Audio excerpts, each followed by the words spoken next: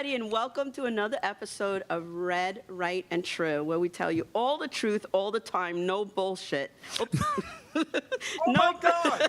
God damn it all. All right, everyone do the first shot. You told me I wasn't supposed to curse. Yeah, she told you. We are allowed to curse on there, but we usually use decorum, do not curse. But anyway, I digress. I'm Bonnie Scalisi. I'm here with my co-host, Joe Curry. Good evening. Thank you for joining us. Patriot Box. Now, every time Bonnie screws up, we all do a shot. Mark White from Zoomland. Yes, Mark White. Oh, yeah, that's right. Here I am. Goodbye. And our guest today, it's actually his birthday, Brian Paul. Yes. Thank you for having me. Happy birthday. Thank you. Happy birthday. We think it's very special that you spend your birthday with us, so we have a little happy birthday song. You're such a kindergarten teacher. Did you bring cupcakes? No, I got him his own brought me an individual actual cake. Oh, but the cake, that's right. Yes. Because we didn't know if anyone had peanut allergies, so we had Oh to my play it God, safe. yes, it gets worse and Or worse. get a permission slip signed. As the years go on, they wanted to ban birthday parties, but I digress. We have more important things to talk about, which is Fauci. Yes. So let's start with asset Number, one. actually, it's going to be asset number 3. Asset number- Fauci, Take a the shot. devil. On the advice of counsel, I respectfully decline to answer, based upon my rights under the Fifth Amendment to the Constitution. So for those of you who didn't watch the hearing, he answered every single question basically exactly that way. And let's bring up asset 4 on how he did it.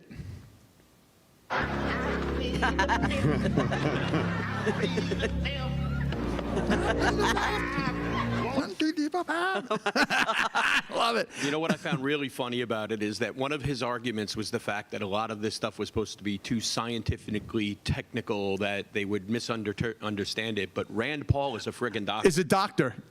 That's hysterical. You know? Also, on asset 5, he gets trumped. Dr. Burke said you all were trying to trap the president into having no other options. She wrote, your plan was to, quote, block any of the president's escape routes. So, quote, he'd have no choice but to agree to our flatten the curve measures. Yes or no, Dr. Fauci, did you try to block or trap President Trump into the slow the spread, flatten the curve measures in March 2020? On the advice of counsel, I respectfully decline to answer based upon my rights under the Fifth Amendment to the Constitution. Now, I don't know if this is true or not, but I heard they even asked him the color of his tie. They did. And They did. And he answered exactly did. that way. Yeah, you know, you want to know something? You could go, it's red. I'll cut your break. It's red. What color's the carpet? It's got the United States seal on it. That's got what happened with COVID? Right, they try to trick him, answer a simple question. Let's go to the basics. What we do know is that before he was accused or before he was tried for a crime, the Biden administration with the auto pen gave him a pardon, a get-out-of-jail-free card, because they knew what he did. He knew what he did, and they were like, well, you're going to need this, Fauci, because it's going to come out. And again, as far as Fauci exercising his Fifth Amendment right, I'm going to say that's what a great country we live in. He knows all the stuff that he has done, and our Constitution gives him the right to say, I'm not going to say because I'm a thief and a liar and a cheat and a mass and a murderer. A mass murderer. So if I was him, if I was his counsel or anything else, don't say anything. We know what you did, and it's going to come out. So keep your mouth shut. I plead the fifth. But the thing about it is, we talked about it before with Joe the Box. Basically, this whole thing with China coming out of the China virus coming out, this was, and this is my speculation, and I believe it will be proved. The Chinese did this to get Trump out of office because they figured this would overtake the country. They knew how Trump would react to it, and they figured they would be the best thing. Also, when they have Biden, who never left his basement, or he got in the bus that said the No More Malarkey tour, like it was 1945. And he knew that if they could get the mail-in ballots, they could keep Trump at home. They could. They would win. So everything faces that way. But But that brings up a new question, though. If that's the case, being that Fauci knew that we were doing the gain-of-function testing on this and trying to make this more virulent, how much were they involved in actually making that decision to, let's say, help China, if that's the point? Yeah, they probably were. They probably were. But another thing that people don't even talk about is this was their test of how people would respond to control. And many people failed and failed miserably. And there are still people walking around today with masks on that just want to be told what to do, that would, like a lynching mob, would go after other people that weren't complying, like people like me, if I didn't do something. Bonnie one day tell that story. accidentally was with her daughter, and her daughter went the wrong way down a supermarket aisle, and there was a confrontation. There was a conference. A lady came after me because my daughter didn't follow the arrow. People fell for that crap. Oh my God! And I am so proud of myself that I never fell for any of that. I never got the COVID shot, and I felt bad for the people who actually were forced to get it, the ones who had jobs. If I had been I was. I would have had to get it. Yeah, I figured blood sugar was going to kill me, not the vaccine. So I'm like, I'll take it. I'm a nurse. That's my full-time job. So I went from being a hero to getting told I'm going to lose my job if I don't take this vaccine, which was untested. And then had to listen to them say, listen to the science, listen to the science, listen to the science all along the way. Meanwhile, I'm listening to them tell me things that aren't typical science of immunizations and immunity. Absolutely. And then the boosters started. And it's like, okay, the people had to get the original one and they were told it would work. But the biggest lie of all was if you didn't get the vaccine, somehow you could still give it to somebody who got the vaccine. How, in other words, The bullshit was deep that night, my friends. It was very deep. And believe me, you're talking about the supermarket. It happened to me, and I was going down the aisle the wrong way, and the woman goes, "You're going the wrong way in this aisle." I go, "You should see me in the LIE." I go, "You think that's bad?" That is good. But everything got so out of hand, and it's finally, and you know what? We were kind of handcuffed in some ways. Like you had to do. Kind of that we had to close bars down at 10 o'clock because at 10:01 the COVID virus came flying in. I mean, don't argue with the science. And also, but if you were sitting down, apparently, if you were sitting down, remember, this wasn't that long ago. If you were sitting down and you ordered a side, the COVID couldn't get you. yes, But you had could to order food. Could you The imagine jalapeno poppers kept the virus away. that 1 minute after, or the COVID comes in with his disease friends, and she's like, "She's cute. Now stay away from her. She's syphilis." Absolutely. Absolutely. I should probably do like Fauci did and exercise my Fifth Amendment rights, but I'm under the impression there's certain people who never got the vaccine and had to actually forge the card because they had someone with a similar name, and it was an easy forgery to do. That's what I've heard. But again, I'm going to go with the Fauci. That's fake news. But I so is the card. But I also had another incident with Patriot Box. We were in Pennsylvania at a Wawa. I think it was a There's Wawa. a Walmart, actually, where you had the incident. And what, they started packing them with things? No, it was the masks were new. Like everybody had to wear a mask, and so I'm a rule follower. So I wanted to wear the mask, at the beginning, and I was with my older autistic son, who's this big giant kid, refused to put on the mask, and this was when it was all new. And we just wanted to go in and use the bathroom because we'd been driving a long time. And the lady, the greeter, she became like the Nazi, Nazi person. She's like, "No, he can't go in there. He doesn't have the mask on." And this little boy was handing out. He comes over to me. He was trying to be helpful. He's like, "Here's a mask." And I go, "Thank you so much, but my son won't put it on." So I literally showed the greeter. I'm trying to get him to put the mask on, and he pushed me. And she goes, "I don't care. You're not allowed in this store." Well, Can you imagine? This is what happens. This is what happens when you take someone like a Walmart greeter And put them in a position of power. And there have Okay. been studies, right, where There's you give numerous people, ones with that they did. With people in the same study. Half of them were prison guards and half of them were the convicts, and they just documented, and this is going back 40 or more years, how they became sadistic and abusive by virtue of the power. Yeah, yeah, and that's where everybody got drunk with power on this, especially Fauci. especially Fauci. And Let's whether it not was forget Andrew Cuomo. Yep, yep. yeah. And I guess Slapping fannies and killing grannies, Andrew Cuomo. Let's not forget which that. they tried to reelect him. And I hate to say it, but who would be worse for New York City than Cuomo would be Mandami. Who they put in place. Who they put in his place. I think we would, with all his faults and the horrible things he did, I think Mandami is worse. Oh yeah, absolutely. Horrible. They horrible. turned this into a Nazi state. I mean, you Absolutely. had people turning against people. Papers. You had to show papers. Neighbors turning Papers, against neighbors, please. threatening Remember to put people in camps if you didn't follow them. Oh, you should put them in camps. I mean, and now we look back and we realize how much of it was completely unproven. And Red, Right, and And True will be ridiculous. back in 3 minutes. Join us then, won't you, please? Most people think they have options when searching for the best deals when they travel. But here's the shocking truth. 100% of the major travel agencies are owned by just 2 entities, Expedia and Booking Holdings.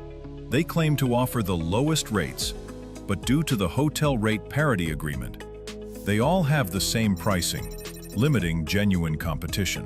When you book through these sites, you act as your own travel agent, but the profits are going to organizations that don't support our patriot values.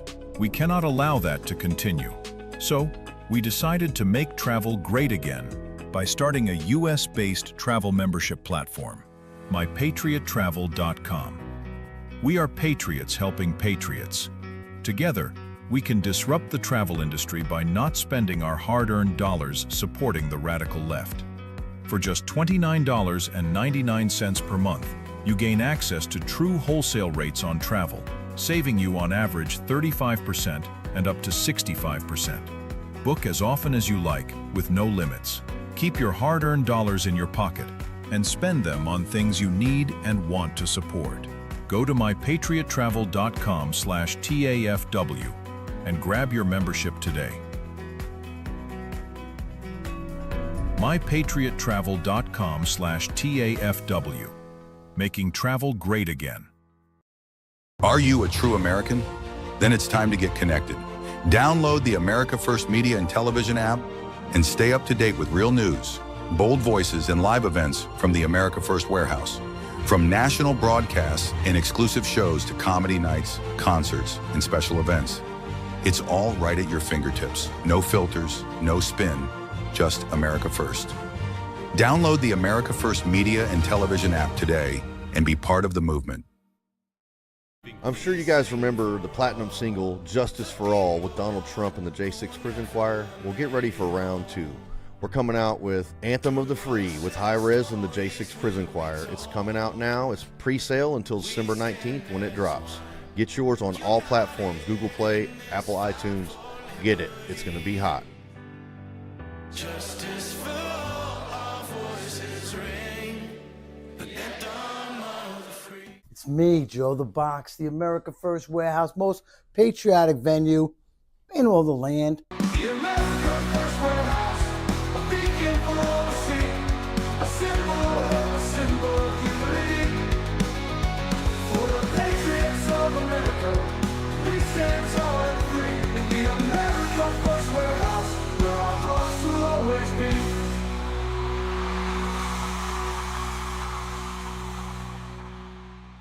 Good evening and welcome back to Red, Right, and True. We got Brian Paul, we got the Patriot Box, we got Bonnie Scalisi, and we have Mark White in Zoom land. Mark, tell us about your experience with the whole COVID situation. I refused to take the vaccine and I got fired. But I had COVID before everybody. I was just checking the AI and it told me exactly when that Spin Doctor show was. I got the COVID on that anniversary show that we did. It wasn't an anniversary, it was a Brooklyn Bowl gig. Oh, I was the, there. Mark, I was there that Oh, night. so you're the one who gave me You're the COVID. one- yeah, so Well, you're- at least we've gotten to the bottom of that. No, Michael Let and me I tell you, were there. I was also at the NAMM show right before that, the big musician thing where there's thousands of people from all over the world. I probably got it there, went to Brooklyn, got on stage, and I was like, oh my God, I gotta get off the stage. I'm dying on here. And I promptly gave it to everybody who came within contact of me. And this is how I know, I didn't know at the time that I had COVID, but this is how I knew later on. Brooklyn Bowl has the best fried chicken on the entire planet. I'm telling you right now. I'm not lying. It's the best You're chicken killing I've ever the had. And stereotypes, so when I Mark. got there, I ordered my fried chicken. I was like, this is terrible. Like, what do these people do to the chicken? This is the worst chicken I've ever had. So then I got Couldn't taste sick. it. Couldn't taste Then it. I drove back to Houston. Then I got even more sick. And then I got over it. And then months later, when I finally saw the symptoms for COVID, I was like, oh my God, I already had COVID for everybody else. That's one reason why I refused to get the vaccine. The second reason I refused to get the vaccine was because they were pushing it too hard. And something just went off in the back of my head that something scammy is going on. And now we know, because this piece of shit can't even answer a simple question. Because it's all a bunch of lies and it's a scam. And now we all can see it. You Yeah. only have it once? I I actually. had it once, and then I got a little baby version of it later on. That was nothing compared to the first time. So, but every single person that I know that took that fake ass shot that doesn't even work, every single one of them, not even an exception, all got COVID. All of them. And more than and many once. of them multiple times too, I want to add. I had it 3 times. Right. I never got COVID at all. They should study my blood. I'm telling you. What's your I blood never, type? You might ever not had- have any blood. I never Cut yourself had. open, let's check it. I had never Cut had yourself, let's COVID. see. I don't know if I had it or not. I was doing, I was hanging out at Anthony Cumi's when I go down to Uncle Vinny's when Anthony had the house in Roslyn. I would stay there because they didn't pay the back to go all the way back to Middle Island. You know, I worked down the street. So I was there for a couple of nights. You know, seemed fine. You know, and then he goes on his show Monday. And goes, yeah, I'm not coming on. I got COVID. You got COVID? So I wound up going to get tested, and it looked like it was fine, but I was feeling kind of like under the weatherish. And I'm working with Dave Landau, who was on the show, and Dave and I are working that weekend together. And I don't want to tell Dave that I feel a little bit off, and Dave felt a little off. And we go down. He goes, when we get to Point Pleasant, can we go to a CVS? Yes, we can. Yeah, 'cause I need to get, So I think I might have had it, but I didn't. It was just, it's just a big shame. I'm waiting on a line outside an urgent care like it was 1943. So it was the weirdest thing that we look back and we go, that happened. I mean, when you also the control, once again, they started off by trying to tell you, give you incentives, just basically fear. And a lot of people took the bait. If they're bribing you to get it, And then that should they tell paid you something. money, right? And then they had a money incentive to get it. And then socially, you couldn't go to restaurants without a special pass. And basically, they didn't want you out in public. They might as well pin a yellow star to my chest. Yes. And it got to the point with me where only essential people could travel the roads. I had, because I'm in plumbing. I mean, That's essential. It's essential. I wound up having a thing from the company saying that I was essential worker for the cops, because the cops were pulling people over. It was crazy. You can get to work really quick, but it was nuts. And I think our generation has gotten wiser on this the next time around. I don't know if the 2 generations back from us, because they would, I think they would know. It was normalized for them. Yeah, it was normalized for them. So I don't know if this comes around again. I mean, our generation, the generation under us, are going to go, no, we're not doing this. Absolutely. But I think that they're going to will try. fight back. But the next that's why time. it's so important that the truth comes out about it. Yeah. They need to be able to see what the lies were, what we were told that was untrue. Otherwise, they're just going to take it as what it was and can be convinced it was real. This was the biggest scandal, not only in my lifetime, but in modern times. This was the biggest scandal, not just in the USA, in the entire world. 15 million people died because of the nonsense that was portrayed. People that were in nursing home. My aunt passed away during it, not from COVID. She had COPD. And I went to the wake, and it was the most surreal thing. I left from work, had to go to Staten Island. We go in the funeral home. Only 5 people are allowed in at once. I'm wearing gloves and masks. We all are. And I used to do a joke in my act. I go, we look like a bunch of surgeons that failed. Think about what you sit here and think about what you did. But it was weird. So, Joe, that vinyl jumpsuit that you wear on your personal time, that wasn't approved. Yeah, that's how I got it. Well, it started off with a lie. It was caused by a bat in a wet market. And everybody believed that at first. And then when it came from China, one of my favorite Trump, of all time, when the reporter goes, "Why do you keep calling it the China virus?" And he goes, "Because it came from China." Yeah. China. It came from China. I just That's where it came. loved That's why it's called the China virus. Loved it. Something you said, Joe, about how your aunt passed from COPD, not really the COVID. Truthfully, the majority of the deaths that I saw as a nurse were exactly that. COVID wasn't what was really killing people. COVID caused a tremendous cytokine response, inflammatory response, et cetera, and it exacerbated underlying issues that were there. So if you had COPD, like in your aunt's case, it exacerbated the COPD. You died of the COPD. They called it a COVID death. Because why? Because they got money. Right. They got money. Heart issue, if it was a diabetic issue, if whatever it was, it exacerbated it, and it just sped up your timeline. Yeah. Maybe it was going to get you 10 years from now, but it got you then instead. Yeah, right. And also, there's a normal amount of deaths that happen in any given society at any time. By calling them all COVID deaths, they were able to manipulate the And numbers, scare the people. people, and the fear. And again, they took what was going on in the world and they normalized it and made it fit their narrative. And the thing was that they were getting, from correct hospitals, were getting $3,000 a patient if they mentioned that they died from COVID, and it just it was an absolute racket that they had. And also, the whole social media, if you dared to say anything against the narrative that was being pushed, you lost your People your lost account. their jobs. Yep, the You censorship lost was your job, incredible. you lost your social media account. They just, basically, 1 minute you had an account, the next minute you had no account. Yeah. They just wiped it up. You dared to say anything. I'm not going to say who, but I had a doctor that told me that they basically were told, if you have an opinion that is not following this narrative, keep your mouth shut. Yep. So I know a doctor personally who was threatened. They were threatened. And this has never happened before, so everybody just kind of went along with it.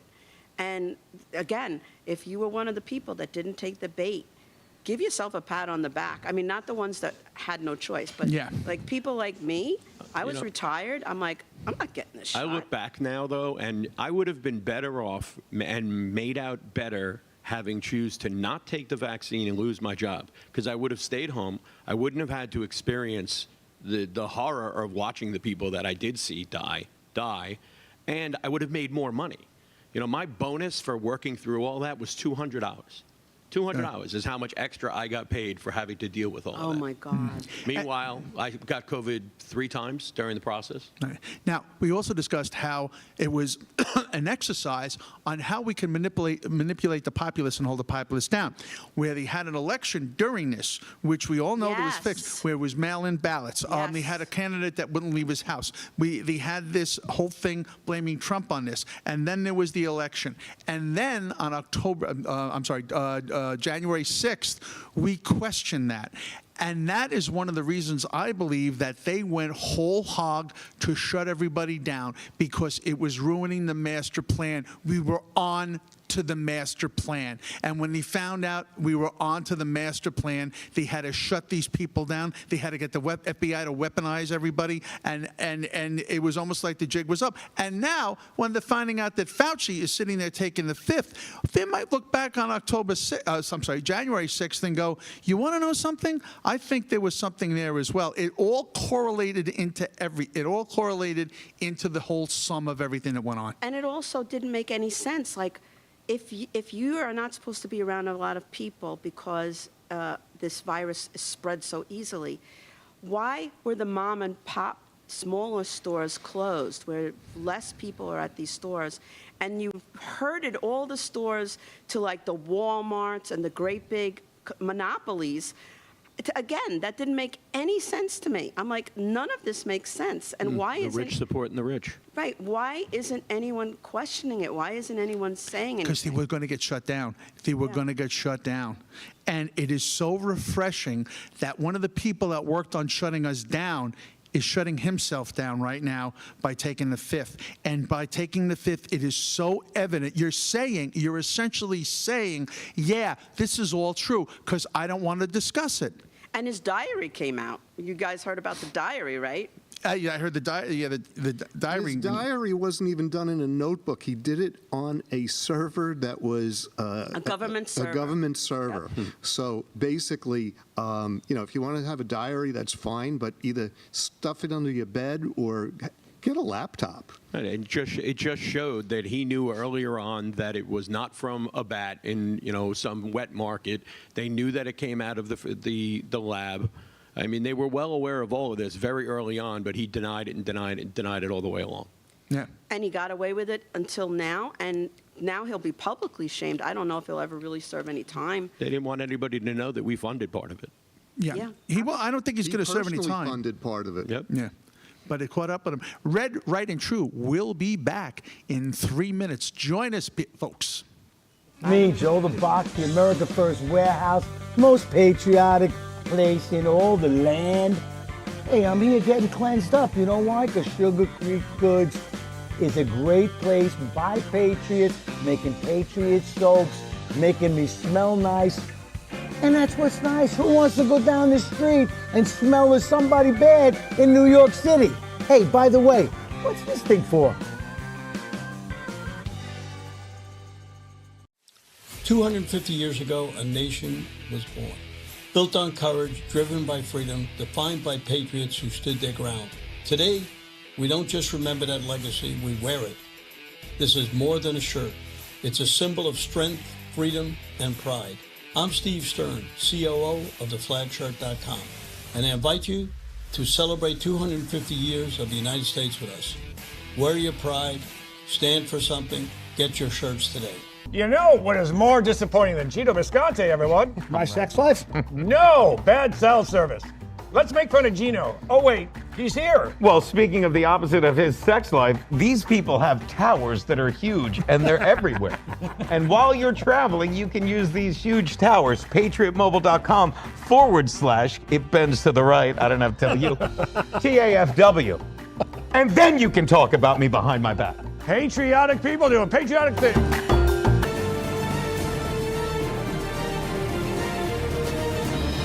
Today is a good day to be free.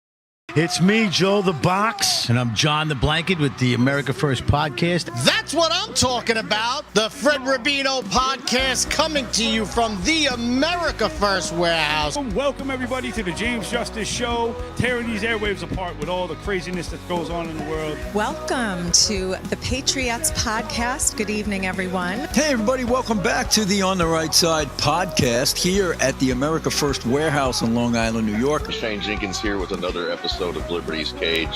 Hi, everyone, and welcome to our podcast, Red, Right, and True. We are streaming live on America First Media and Television app. Welcome, ladies and gentlemen, Kevin Downey Jr. podcast. Be free, stay free.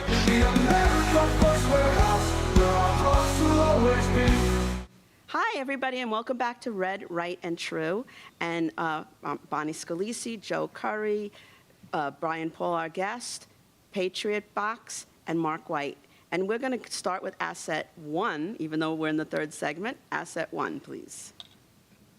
I don't think Democrats have come to the realization that in 2028 they're not running against Donald Trump. Like, it's very obvious that people on TikTok have started to understand that. But I honestly don't think the Democrat Party has. And that's why the 2028 election is going to be so difficult for Democrats, because they're not running against Donald Trump. Like, their attacks of, but it's Donald Trump, like that's not going to work because you're not running against him. Like, Democrats, you're actually going to have a plan. Like, you're actually going to have an idea for what you want the future of America to look like. You're going to have policy. You're going to have like budgets and trade agreements and diplomatic plans. Like, Democrats, I recognize that for the last 3 presidential elections, your entire strategy has been, but it's Trump. Trump bad. Orange man bad. Can't vote for him. He'll destroy the country. In 2028, you don't have any of that. Like, you actually have to have a platform, because for the last 3 elections, your plan has been convince people not to vote for Trump. But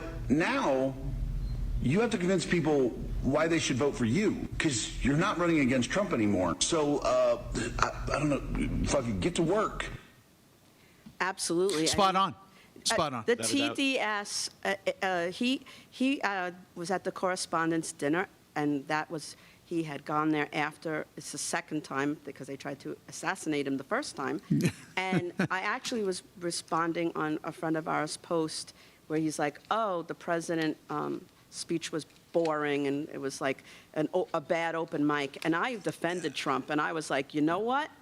He cornered the people who have called him a Nazi, a fascist, every name in the book, had stories that, like, basically provoke people to assassinate him, and he had them prisoner, and they had to listen to him, and he gave it to them. Right, Patriot Box? We were watching it together. He started out nice, and He then started as out he nice. progressed, I like to he be got nice. more and more aggressive. It was funny. I like to be nice. I loved every minute of it. Because he every tells minute it of like it is, and he had some good jokes. And even when one joke didn't work, I mean, and we've been on stage when one joke worked, and you go, boy, that stunk. I still think the Nicki Minaj joke was the funniest joke. I didn't hear that. What was it? He said that everybody was yelling, get down, and Nicki Minaj started twerking. Yeah. It made sense to me. That was funny.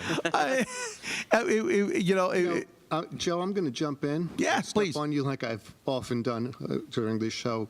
You know, what was so interesting about that to me was he was in a room who you could pretty much tell the majority of the people in that room hated him. The majority of those people have been working against him since the beginning and sticking with the narrative. Now, a couple of weeks before, Donald Trump had to make a speech to the nation, and those same networks that were now there they didn't put his speech on. You know why?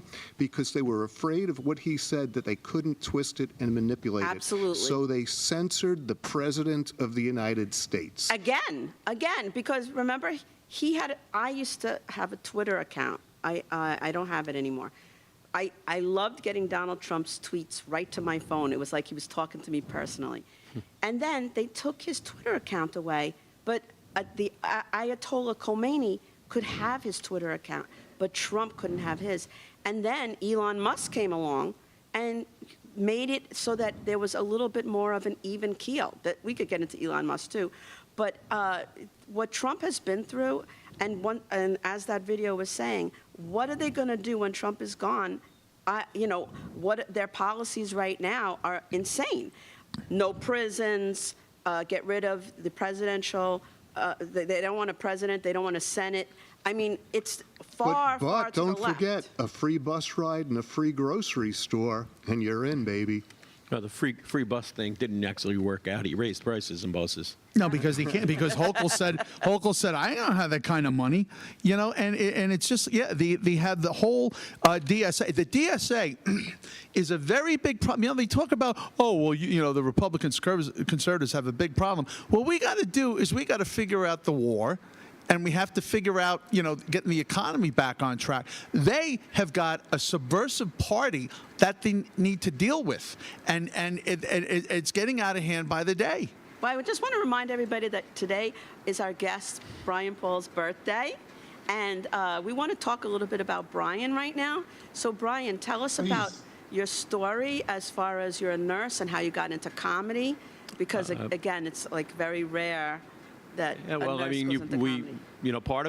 part of the nursing thing kind of tied into the whole COVID part of this we started with. Unfortunately, I am a nurse, not unfortunately, but unfortunately I It's worked one of through the COVID. hardest jobs. It there is. Oh, yeah, My it's best crazy. friend was a nurse. But I worked through COVID, and I saw a lot of horrible stuff, and at the same time had to listen to the news media tell me things that I did not exactly support. And all through the whole thing, I was a hero, and everything was great. Then, like as you were saying, they were making all this money on it. I eventually lost the job I had during COVID because they claimed they lost too much money during COVID. And then at my next job, while I was working there, they told me I was going to lose that job because I didn't want to get the vaccine. Because I questioned the so much for my body, my choice argument that goes on all the time. Yep. They forced me to take this untested vaccine that would have never been approved if it actually went through third-party testing, shove it into my system. Otherwise, I lost my job. And like I said, I would have been better off quitting and staying home and getting $6,000 a week for doing nothing. So is that how you transitioned to comedy? I transitioned Because to there's comedy. big money in comedy, from what I understand. Yeah, there's big money. Yeah, in there's comedy. $6,000 in comedy, maybe every 5 years if you tally it up, and there's no overhead. Comedy was just something that made sense to me for years. I mean, I was always a goofball. I was always the class clown. I was always an idiot. It just was something I said I was going to do for years.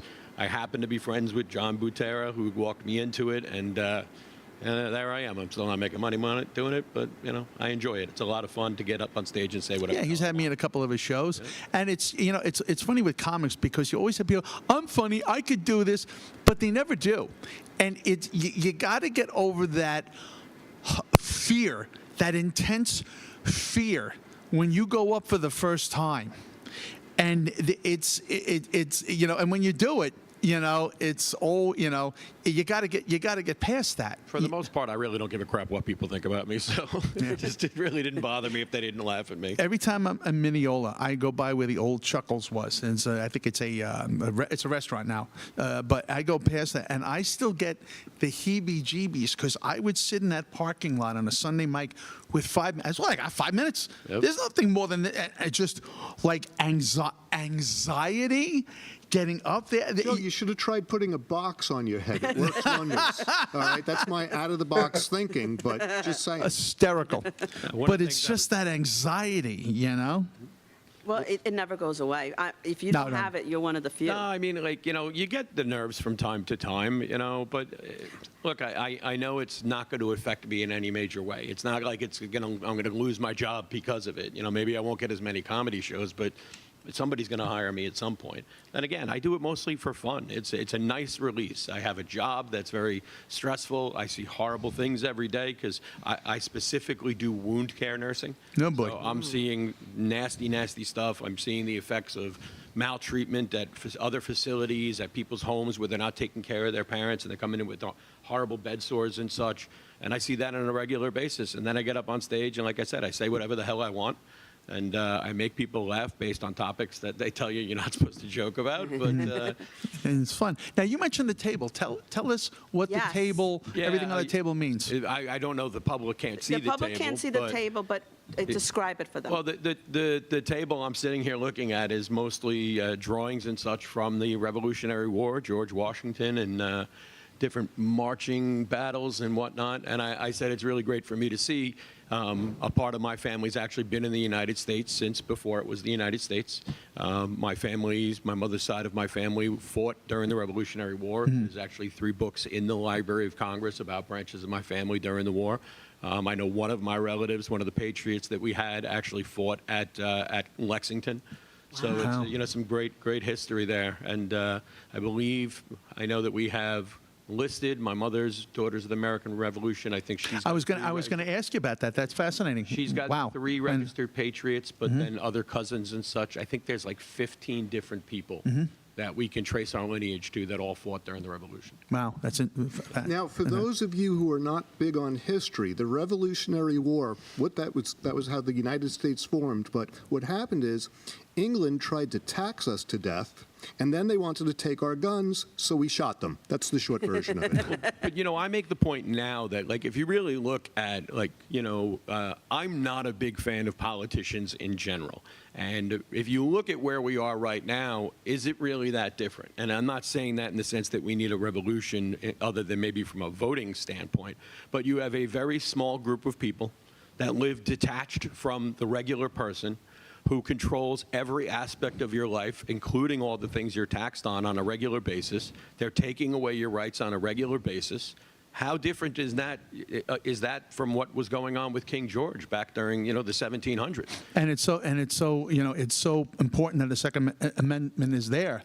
And there's always a big debate what it meant. And there, so a militia can be formed. I'm kind of bastardizing it, but so a militia can be formed. The right to bear arms should not be infringed, because if you have a tyrannical government and you're trying to fight that tyrannical government, you need to put together a militia.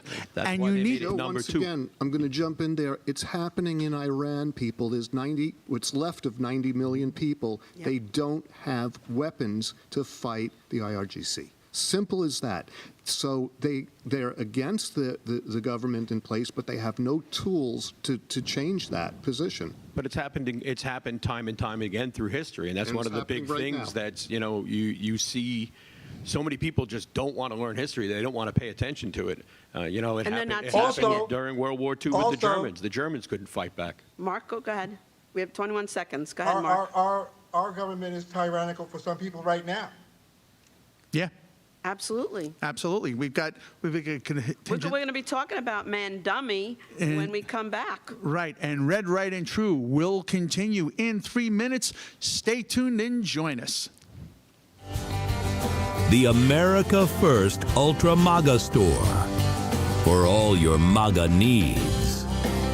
We sell t-shirts, tumblers, flags, hats, sneakers, bumper stickers, and a whole lot more.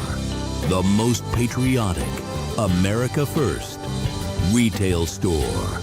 The America First Ultra MAGA Store. It's me, Joe the Box, the America First Warehouse, most patriotic venue in all the land. The America First Warehouse, a beacon for all to see, a symbol of unity.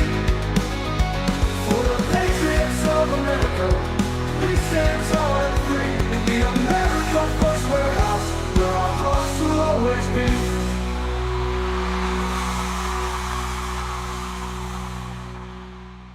Hey, Paul, I was having a pillow fight with Gino's wife. Me too. Yeah. She's I not was supposed there. to stay I up that remember. late. I have the video. And now let me tell you, talk about soft. When I think soft pillows, I think of, other than Gino's wife, mypillow.com. Because these are the best pillows you're ever going to get. You can go to mypillow.com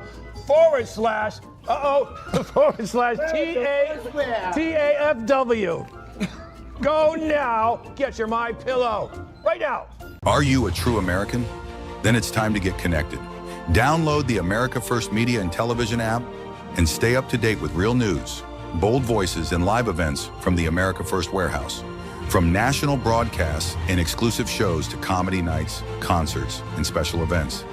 It's all right at your fingertips. No filters, no spin, just America First. Download the America First Media and Television app today. You know, I got to tell you, a lot of my followers are asking, hey, Midnight, where are you getting all that energy from? I say, you want to know the truth? I take about 25 milligrams of Adderall a day. But that eventually ends, and then that's where Agara coffee comes in. I start drinking this stuff, and it boosts my energy. It shoots me right through to the moon. If you're not drinking Agara coffee, and you need that extra boost during the middle of the day, I'm telling you right now, get this into your system, and I promise you that it will absolutely take you to a whole nother level. Midnight, I am out. 1, 2, 3. Woo! America First Warehouse was really the most patriotic venue that you can ever imagine. We wanted to build something for people to be able to come to and feel so comfortable and so relaxed, because there is nothing out there like it. We give an opportunity for people to really feel good about themselves and about this great country.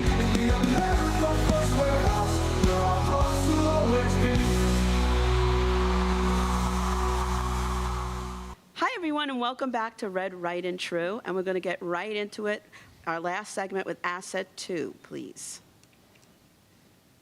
So Trump just said that he's going to run again in 2028. Matter of fact, he said that he won 3 times. No, he didn't. But he said he's going to run again in 2028 to help the ratings of the TV stations. Now, remember, Steve Bannon told us Trump was going to try and run again in 2028 at his fake-ass press dinner last night. Trump said it again. And with all the attempts, allegedly, at stopping any voting any way possible, this looks to be him actually trying. But at the same time, he can't legally do that. So I'm wondering what his angle is that he thinks that he can run for president again in 2028. Obviously, he doesn't obey any laws. Everybody that pushes anything against him, he just ignores it. Every court, everything, remember the tariffs? Those were struck down as illegal. We're back on tariffs everywhere. But now he's saying he's going to run again. Okay, I have to address this one. I literally was watching the Correspondents' Dinner with Michael, and I watched the whole thing. So he said at the beginning to everyone on camera, to the press and everyone else, you guys don't understand sarcasm. And he goes, I'm going to, he prefaced this with, this is sarcasm. And then he took out the cap, 2028, that he was running. He was being funny. He was being sarcastic. And I said to Michael, you're going to see, the left is going to lose their stuff because they're going to think he's serious. When he did that, I said to Bonnie, I said, did you just hear all those heads popping all across of America? I loved it. It's just amazing how clueless people are. It shows you how uneducated people are about our system. They have no clue how difficult it would be for that to happen. To change the I wish it could happen. I'd vote for him again. You need to change the constitutional amendment, and that requires 2/3 vote. It's a process that's deliberately made difficult. So for everybody to act like it's actually a serious thing that he said and actually he was going to try it, it just shows how stupid they are. Well, I'm going to change the direction here. New shooter, new direction, as we say. Mandami said, I'm going to arrest Netanyahu. That's the biggest joke, because this is a man who's supposed to be the mayor of New York, who's supposed to know something, is surrounded by lawyers, and I was in the 5th grade and they explained diplomatic immunity. The mayor of New York doesn't have the right to arrest Netanyahu or anyone else who is found guilty in a court that this country doesn't acknowledge. Yeah, it's lack of jurisdiction. Obviously, as you said, everything, diplomatic mostly immunity. Intelligence. Yeah, federal versus local authority. And basically, it's so telling on how he feels about Israel for that statement that he's making. Well, Midnight, who's on after our show, please stay tuned and watch his show next. He was at, Joe, you could talk about. I saw, I think it was a protest against Mandami, and they wanted him to step down as mayor. And it was on Fox News, and I'm watching it, and I'm like. And also, they don't want him at the 9/11 memorial. No, they don't. It's almost somebody made a joke. It wasn't me. They go, he had family members that died there too. They were in the plane. Yeah, good joke. And I did not make up that terrible. joke.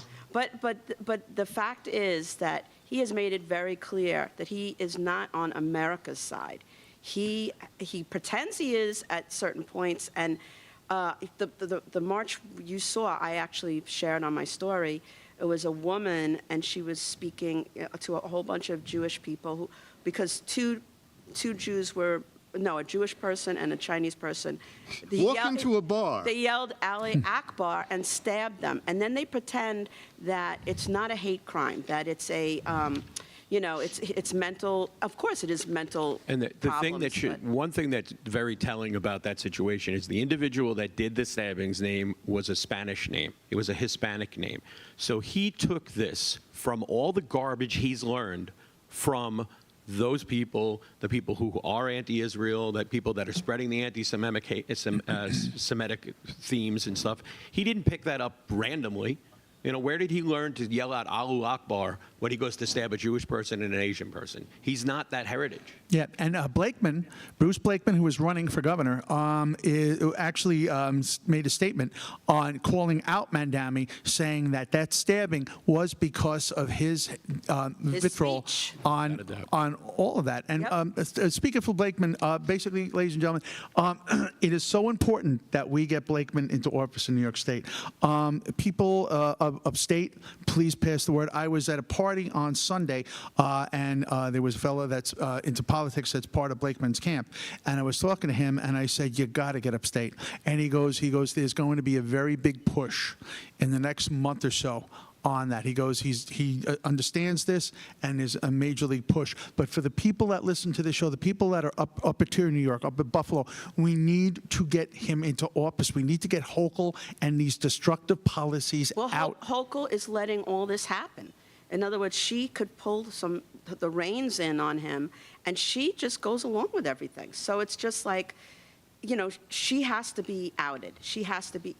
If you can get rid of Hochul, then you can put some kind of, you know, barrier up to what Mandami is doing. Yeah. He's You still destroying got to deal the with city. Schumers and guys like that, too, though. Absolutely. And also, Mandami wants to go to the 9/11 memorial, and the family members have requested that he not come. They don't want him there. No. And he, you know, he wouldn't go to the Israeli Day parade. So there are things he won't go to, but this he's insisting on going to. It's like almost like putting salt in the wound to these people, because there's an expression with the Jews and there's an expression with 9/11, never forget. And obviously everyone has forgotten. Everyone has forgotten, and they don't want him there because he is a symbol that everyone forgot what happened on 9/11. Great point. And also one thing with Mandami is he wants to have that tax. He said, I have an email for all you millionaires out there on the PD. How do you pronounce that? It's if you have a second, I can't say. Right, the second apartment. A second apartment on there. And Glenn Beck had a great breakdown on this. What's going to happen is that these places will be devalued. And he said once it's devalued, because of that, he goes, you have the comps. And the comps are going to happen and going to devalue the whole area. Who is going to buy those buildings? Nobody's going to, because they're going to have to, it's devalued, and they're going to have to pay a tax. He wants the government to scoop it up. Yeah, and the government's... Somebody made that point about another, one of the other things he's changed recently is the new rules he's putting in places for these landlords that are unattainable. There's no way that they're going to be able to meet the guidelines that he's setting forth. And then once they can't, then it gives him the ability to swoop in and try to take some of those properties. And that's his plan. And he's also has this thing that after that, we're just going to make the tenants, they could buy in and own the building. Tenants are going to have the same bills that the landlord, how are they going to get a break on that? It's going to be the same bills, and what you're going to have is NYCHA housing. It's all going to be, if for anybody that goes, well, that sounds like a great idea, get in your car, drive to the city, and go around the NYCHA development. And if you make it back to the car, you might understand what's going to happen here. Great point, Joe. You know, you've got these kids. What it is that he's pandering to kids that are in their 20s and 30s. Kids that don't know any better. But they were told that they won. They got a participation prize. Mommy took care of them. They don't need to work a menial job. And what happened is, once they got out of school and they're in the real world, with they a understood useless degree. Well, in poetry. And their brainwashed right. degree. And they get out and they find out that the world is this world. They can't hack it in this world. And what happens is, they need a mommy. They need somebody to hold their hand. And Mandami comes in and tells them, we're going to give you free this and free that, and that's not fair. And it's not going to work because it can't sustain itself. I believe Kamala Harris said they were a bunch of dumb fucks or something to that effect. I'm paraphrasing. So, both sides see it. Yeah. It's interesting, By the though, way, that now... your hate mail goes to Patriot Box at P.O. Box. All right, go ahead. Yeah. Go ahead. You're starting to see them reveal their true colors, though. They started to get their backing by, using Scandinavian socialist countries as their guideline, saying, but it works here, but it works here, but it works here. But now that if you read their platform has nothing to do is nothing like the Scandinavian countries. The Scandinavian countries, their socialist model supports capitalism, where he's looking to take over everything, get rid of police, go to an anarchist state in many respects. You know, he wants to get rid of borders, change the prison system, get rid of the Senate. I mean, none of this is something that's been discussed in Scandinavian countries in any way. It's nothing like. And the thing about it is, well, it works in a Scandinavian country. A Scandinavian country is the size of Jersey. Right. Okay? That's the A other much part of it. smaller place. And you know what? Jersey can't even work as Jersey. And the Scandinavians, do they let in mass immigrants come in illegally? Depends on the country, but a lot of them don't. I mean, I doubt they even though do. it's not a Scandinavian country, Poland has got major immigration laws, and they're keeping their culture, they're keeping it safe, you know. So anybody, where are you going to be? Where are you going to be performing? Actually, I have nothing planned right now. No, Believe it or great. Not. It's a So if little anybody's looking for a comedian, just give me a call. Bonnie, where are you going to be? Well, tell them your social media. Oh, yeah, please. Yeah. I am the funniest Brian Paul on TikTok and Instagram. That's Brian with a Brian. I spell it the right way. There you go. Bonnie, where are you going to be? I have August 4th, I believe, a Governor's Podcast, and you could catch it on Thursday night at 6:30. Great. August 14th, Friday, August 14th, Jones Beach Band Shell. I'm going to be with Steely Band. Playing with Steely Band is going to be a great night. Bring a blanket, bring a cooler. It's going to be a fantastic night. It's an honor, man. Yeah, it's going to be really fun. You know. And here at the warehouse, they have that show tonight. I'm not quite sure of the exact date, but if you like Gutfeld, the guy from Gutfeld is, he's the star of it, and they're going to have the audience right here, and they film it, and then they podcast it all over the place. So That's on a Friday, right? I'm not sure. Okay. Look up everything on the America First Warehouse, all their events. This place is amazing. Amazing. I love it here. And we're so honored for them to grateful. have us. And thank you, Brian, and happy birthday. Happy birthday. Thank you, and everybody, thank you very much for having watching. me. Thank you, Mark White. And good night. See you later. For the patriots of America, we stand tall and free in the America First Warehouse, where our hearts will always be.